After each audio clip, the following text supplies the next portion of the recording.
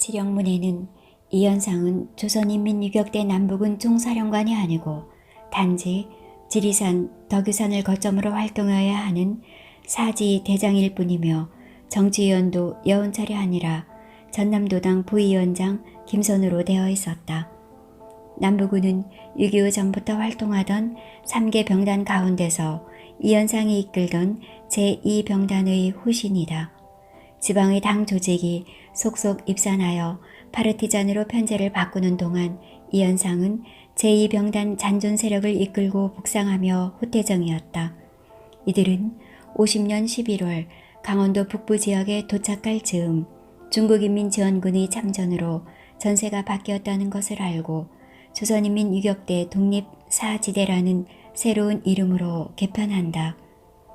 대략 800명 규모의 독립사지대는 이때부터 다시 남하한 뒤 남부군이라는 명칭으로 전남과 경북도당을 제외한 나머지 지방당을 규합하여 지리산의 새 거점을 마련했다. 로명신이라는 가명으로 남부군 사령관에 취임한 이현상은 통합된 조선인민유격대를 사단제로 재편하여 충남은 68사단, 전북 북부는 45사단, 전북 남부는 46사단과 53사단, 경남은 57사단, 남부군은 81사단, 92사단, 602사단으로 편제하였다. 각 사단은 승려의 길이라는 제어로 등사판 진중신문을 발행하기도 하였다. 이로써 한때나마 이현상에 의하여 통일된 무장투쟁이 진행되었고 각도에서 발행하는 파르티잔 기관지도 남부군에서 발간하는 제호와 같이 승리의 길로 통일하였다. 남부군 기관지는 승리의 길, 남부군 직속부대의 경우는 지리산 승리의 길, 전남도당은 백아산 승리의 길, 경남도당은 덕유산 승리의 길이었다. 단 전북도당만은 기존의 전북도당 신문이 이미 400호를 넘어섰기 때문에 그대로 사용하기로 하였다. 그때 회의에 참석하지 않았던 남도부가 이끄는 부대의 경우도 원래대로 붉은 별이라는 별도의 제호를 사용하였다. 미 기관지 이외에도 수많은 파르티잔 기관지가 자체적으로 제작, 배포되기도 하였다.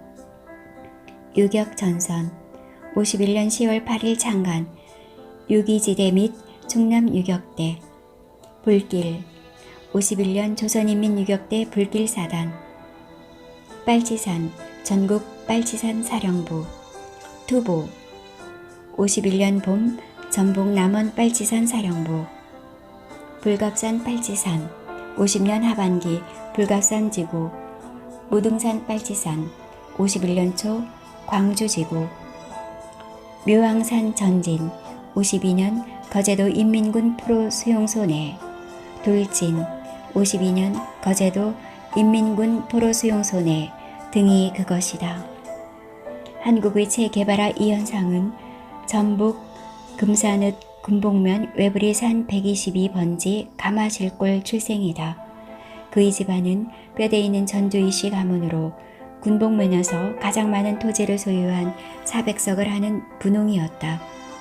부친 이면배는 조선시대의 진사시험에 합격했고 금산군청에서 근무하다가 일제강점기 초기에 군복 면장을 지낸 지식인이었고 이현상은 사남 이녀 중 5째 아들이다.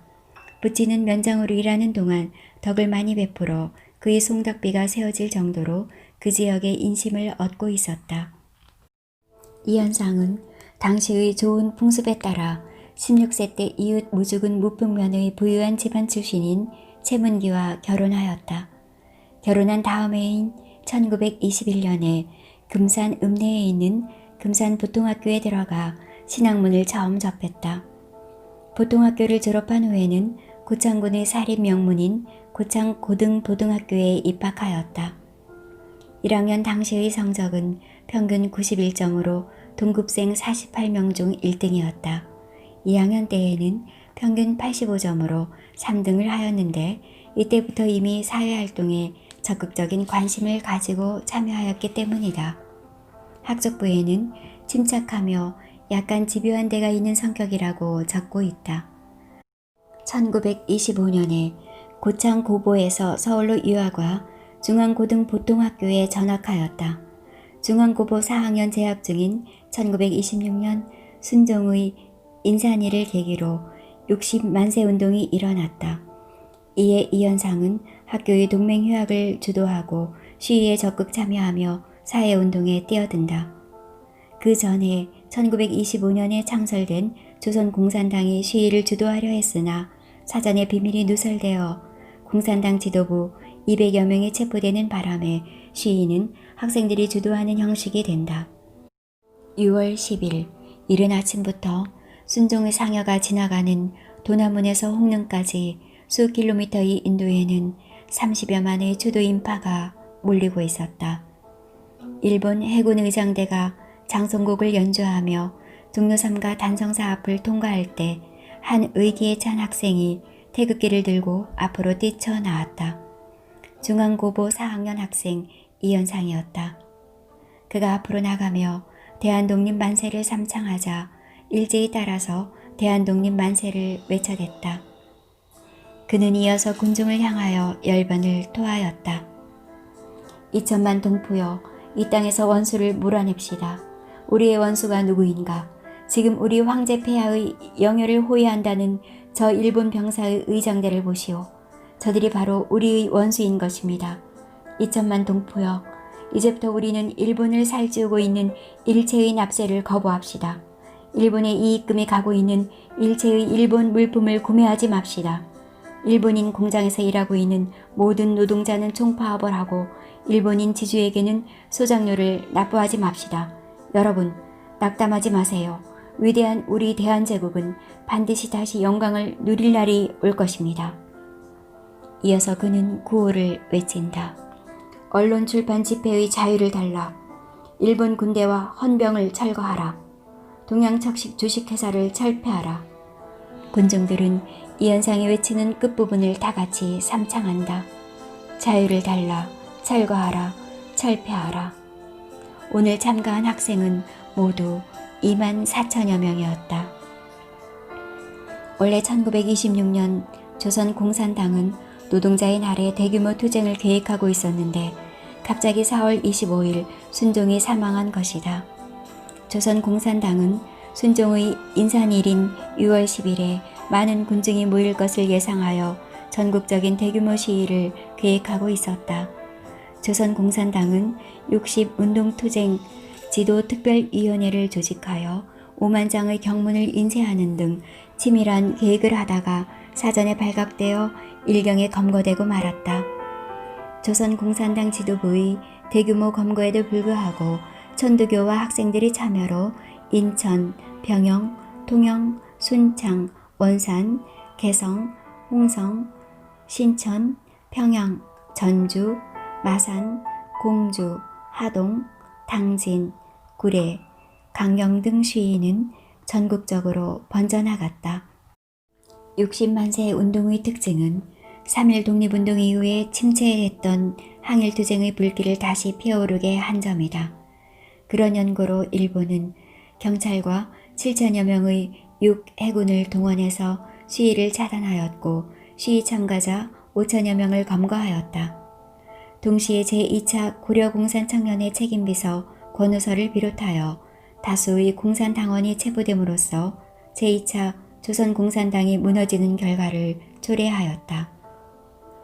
고종이 독살되었고 순종도 독살되었을 것이란 소문이 퍼지며 걷잡을 수 없이 군중은 흥분하였다. 그전에도 고종과 황태자 순종에게 해를 가할 목적으로 그들이 즐기던 가비에 다랑의 아편을 넣은 적이 있다. 고종은 맛이 이상함을 감지하고 곧바로 뱉었으나 순종은 미처 알아차리지 못하고 다 음복하여 치아가 모두 망실되고 며칠간 혈변을 누는 등 심한 고통을 당하다 겨우 깨어났다. 고종은 헤이그에서 열린 만국평화회의에 이준등을 밀사로 파견하였다는 제목으로 일제에 의해 퇴위당하고 뒤를 이어 순종이 제2에 오른다. 순종은 대한제국 육군대장 예편과 아울러 원수에서 대원수로 승급하고 연호를 융이라 하였으나 실은 아무런 실권이 없고 자식도 낳을 수 없는 불구의 몸이 되어 있었다. 일제는 러일 전쟁의 승리로 한반도에서 외세를 몰아내고 스스로 조선의 후견인 노릇을 하다가 1910년 경술 늑약으로 한반도에 무혈 입성하여 대한제국을 멸망시키고 순종에게 한일합방서에 서명할 것을 강요한다. 순종이 혼미한 가운데에서도 조약에 끝까지 동의하지 않자 당시 총리 대신 이완용이 대신 서명을 한다. 60만세 운동의 맨 선두에 섰다가 첫 감옥살이에 들어간 이현상은 무쇠처럼 강한 인상에 쏘아보는 듯한 눈빛이 섬뜩할 정도로 깊은 인상을 주는 대한의 남하였다. 수감 생활에 들어간 이현상은 먼저 잡혀들어온 사회주의자들로부터 공산주의의 기초이론을 청취하고 깊은 감명을 받는다. 이번 감옥살이는 6개월 만에 기소유예로 석방되나 이 사건으로 중앙고보에서는 무기정학을 당하게 되는데 그것은 사실상 퇴학 처분이었다. 이현상은 이듬해인 27년 봄부터 수개월간 공사장 인부와 공장 노동자, 잡상인 등으로 활동하며 자금을 모아 임시정부가 있다는 상해를 향하여 밀항한다. 상해에서 3개월 동안 머물며 임시정부 경비병 노릇을 하다가 망명 청년들이 모임인 한인청년회에 가입하여 활동하였다. 이곳에서 이현상은 박헌영, 여운형, 조봉암 등 훗날 그에게 큰 영향을 미치는 인사들과 만나게 된다. 그러나 임시정부가 창조론, 개조론 등으로 파별 싸움을 하는 것을 보고 이현상은 임시정부를 떠나서 귀국하여 버리고 만다. 고향 금산으로 돌아와 사회주의 성격의 청년들과 만나 청년조직 결성을 구상하였다. 귀국하여 검정고시로 고급 과정을 마친 이현상은 28년 4월에는 새칭 민족 지도자라고 하는 김성수가 운영하는 보성전문학교 고려대 전신법학과에 입학하였다. 그때 김북진과 면담하여 고려공산청년회에 가입한다. 여기서 사상적 동지라 할 수 있는 박헌영과 다시 회우하고 이어 김상용, 이조하, 김학수 등을 만나게 된다. 동시에 열정적인 공청활동으로 학생의식 개조운동을 목적으로 하는 독서회를 다른 각 학교까지도 조직하여 활동을 지원하였다. 이현상은 보성 전문과 연희 전문의 독서회를 조직하는 일을 맡았는데 이 때문에 고려공청회와 학생과학연구회가 일제의 유시찰 대상이 되고 밀정의 침투로 일경의 검거 대상이 되자 이현상도 체포되어 28년 9월 두 번째로 구속된다. 이른바 기억당 학생 사건이었다. 기억당이란 신간의 대구지회의 문상직, 조차용, 장태건 등이 주축이 되어 대구 달성공원에서 조직한 독립운동 비밀결사 이름이고 기억은 한글의 첫 글자로서 조선의 기원을 의미했다. 하여튼 이로써 이현상은 보성전문학교를 중퇴하고 마는데 당시 일경의 신문조서에는 극렬한 사회주의자로서 개전의 가능성은 없다라고 적혀있다. 조선 독립운동에 뛰어든 이현상은 해방이 될 때까지 4번에 걸쳐 12년간이나 감옥살이를 한다. 두 번째로 체포되었을 때 이현상은 재판정에서 확신을 가지고 판사를 향해 사자후를 토한다. 그렇다. 나는 철저한 공산주의자이다. 낡은 일본 제국주의는 반드시 공산주의 혁명으로 붕괴될 것이고 조선의 독립은 이루어지고 말 것이다. 너희들도 이제 어두운 굴 속에서 광명의 세상으로 나와라. 너희들이 반성만 한다면 우리는 얼마든지 너희를 용서하고 너희와 같이 손잡고 일할 수 있다. 인간의 존엄을 중시하고 평등한 사회를 이루려는 우리 공산주의는 반드시 성공하고야 말 것이다. 법정이 쩌렁쩌렁 울리는 열변에 청중은 전신에 소름이 끼쳤고 와타나베 재판장은 초라한 법복 안에서 몸을 움츠리며 자불안석이었다. 재판장 와타나베는 용기 백배하여 호위 경관을 향하여 소리를 질렀다. 저자의 입을 틀어막아라. 이현상은 제중심에서 4년형을 선고받았고 혐오스러운 용수를 뒤집어 쓴 채 다른 독립운동가들과 함께 끌려가면서도 너무나 당당하였다. 이현상은 감옥 안에서 평생 동지인 이재유, 김삼룡을 만났고 이들 세 사람과 졸업하면 조선 공산당 재건을 위하여 함께 노동운동에 뛰어들자고 굳게 약속한다. 이현상은 출감한 즉시 33년 1월에 이현상, 이재유, 김삼룡을 주축으로 조선 공산당 재건을 위한 경성 트로이카라는 지하 조직을 결성한다. 이 트로이카, 말세피리 끄는 러시아 썰매는 젊은 혁명가들을 규합하여 잇따라 경인 지역의 적색 노조를 결성하고 부당한 노동 조건을 갖춘 공장의 파업을 주도하는가 하면 경성 시내고등학교의 민주동맹 휴학을 지도해 나갔다.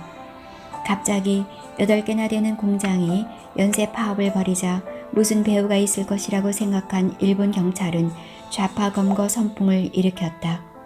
여기서 이현상은 다시 체포되어 4년 7개월의 수감 생활을 해야 했다. 38년 6월 이현상의 34세의 나이로 세 번째 옥살이에서 풀려났을 때 국내의 정세는 엄청난 변화가 오고 있었다. 일본군은 만주에 이어 중국 본토를 파죽지세로 쳐들어갔고 조선 독립운동은 사실상 붕괴되고 온통 친일파의 세상이 되어 있었던 것이다.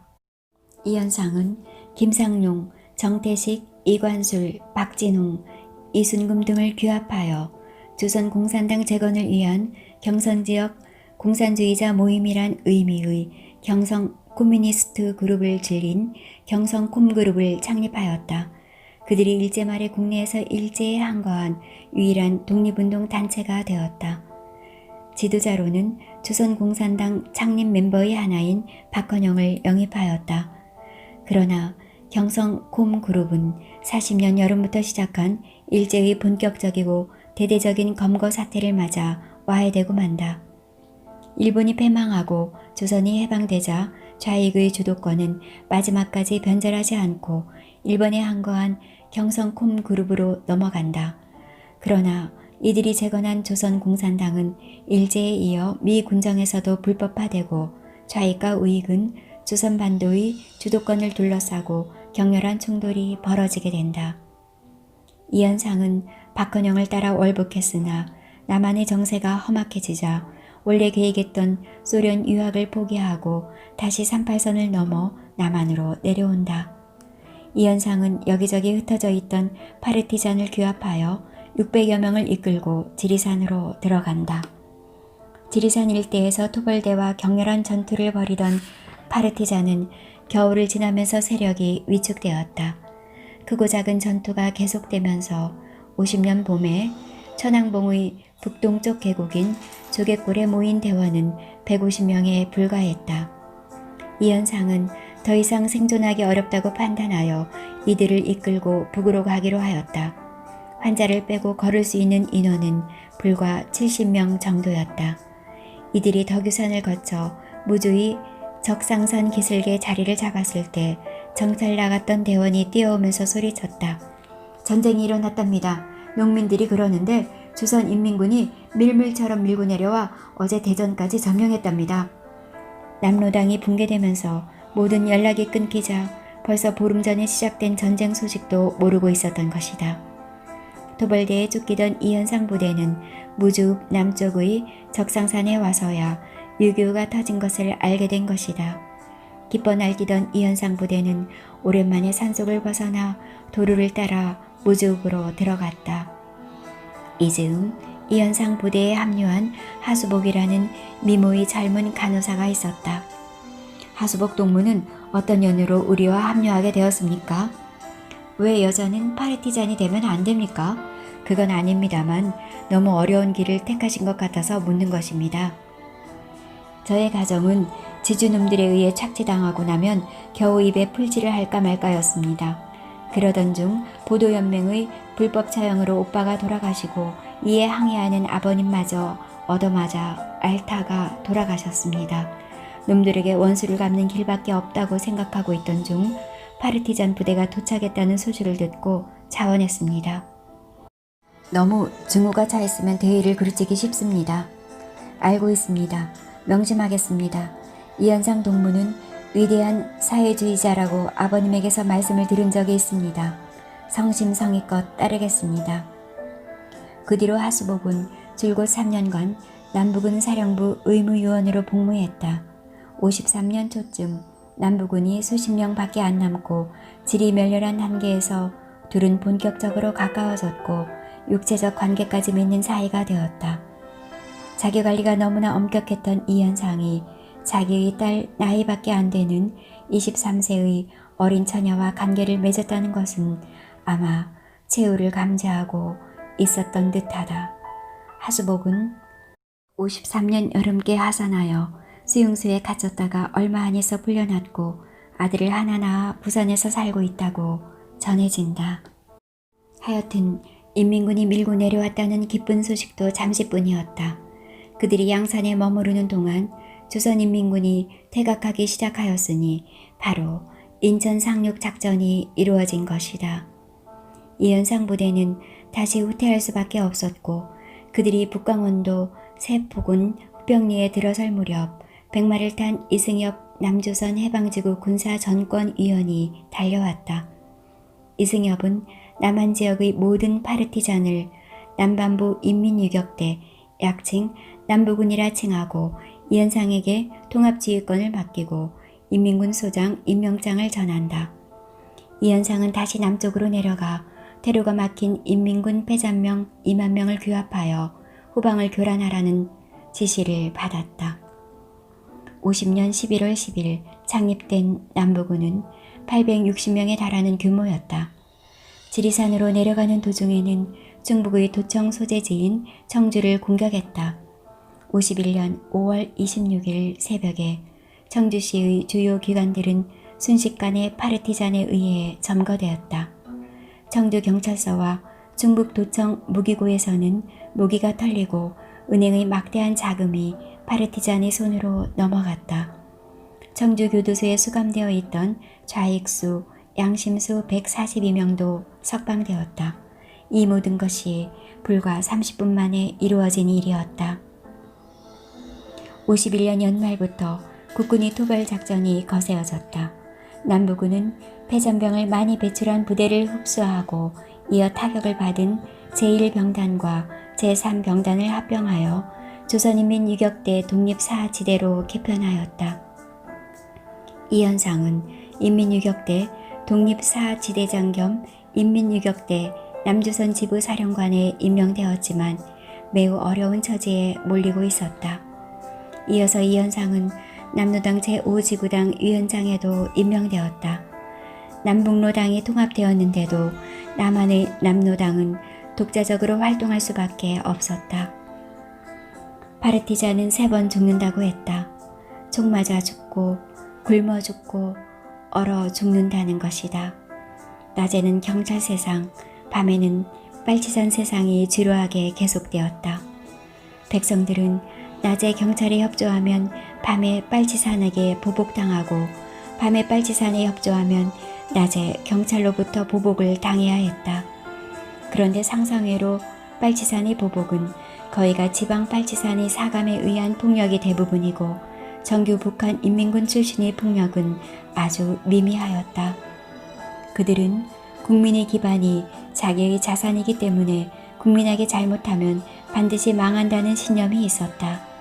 적도 교전 중인 적 위에에는 죽이지 않는다는 남북은 이현상의 선언은 지리산 파르티잔의 최고 지침으로 강조되었다. 그런데 51년 봄부터 조선 파르티잔에는 뜬금없이 죄기열병이라는 유행병이 돌면서 전투력이 급감하였다. 파르티잔에 닥친 커다란 시련이 아닐 수 없었다. 죄기열병과의 투쟁은 조국을 위한 투쟁이다 라는 구호를 내걸고 병치료에 온갖 힘을 기울였던 것도 그 때문이었다.